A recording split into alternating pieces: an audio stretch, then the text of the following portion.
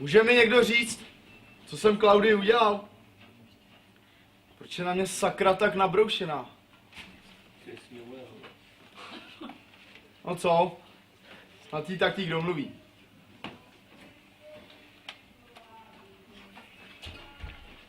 A tady jste, příteli. Sáčko je jako nové. Teď budete opravdu fešák. Teď se za váma na Karláku otočí i tramvaj. A vy jste nějaký smutnej. Co se vám stalo, že jste tak smutnej?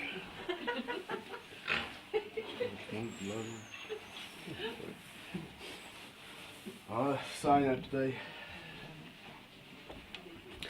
Proč jste smutnej? Podívejte, jak vám to sluší. Hotovej Brad Pitt. Nebuďte smutnej, no šo. Úsměv. Kouk na strejdu. Člověče, jak tě tak poslouchám? Začínám mít strach, aby se do mě nezakoukal, ty. Láska je mocná čarodějka, jeden nikdy neví.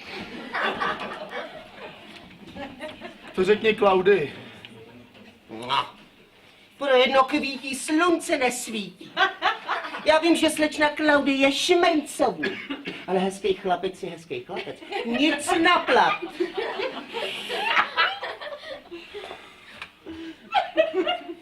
Ty její vlasy. Já nevím.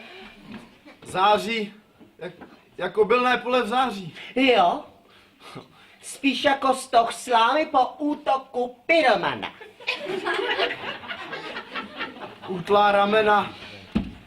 Útlá ramena? Jasně. Zprava doleva 15 minut ostrý chůze.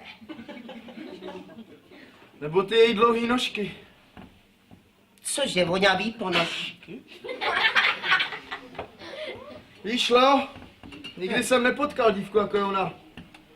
Klaudie, tak když vejde do místnosti, tak je hned cítit něco, já nevím. Já vím, Jim Beam pro ně měla vždycky slabost. Ale co je mi naplat, že jí miluju. Když ona se teď točí jen kolem toho imbecila Deliho.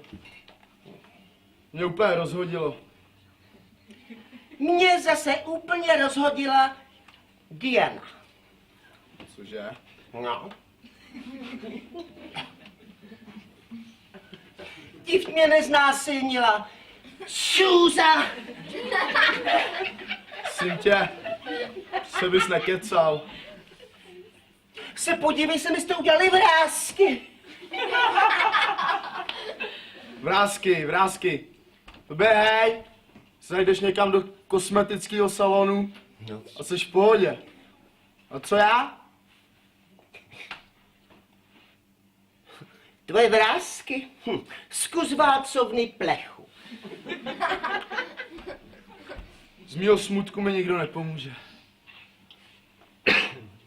Já ti pomůžu. Tak toho jsem se bál. Já léčím smutek tance.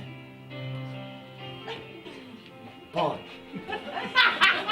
Zkus to, uvidíš. Uleví se ti. Ty mi do kuse.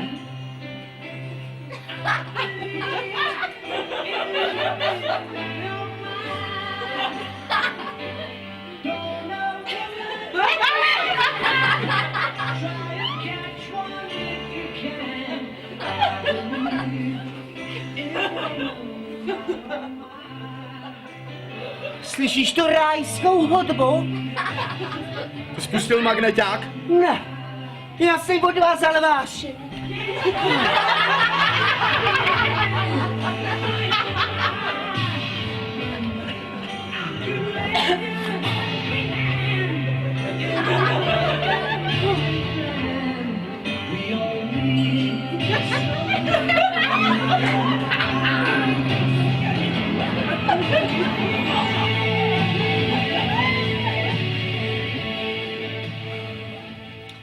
Já už budu muset. Už se ti ulevilo? Nic moc teda. Tak hele, ty kočičáku, jedem. Víš, co to je?